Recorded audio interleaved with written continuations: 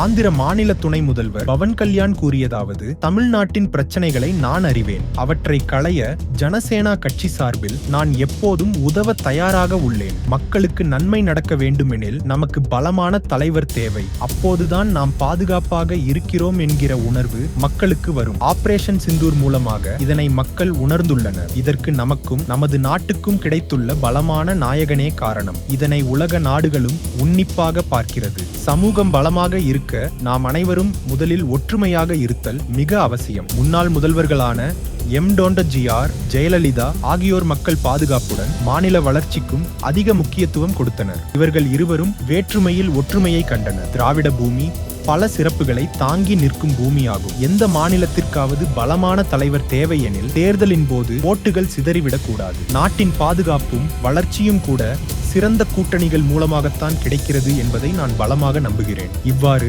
பவன் கல்யாண் தெரிவித்துள்ளார்.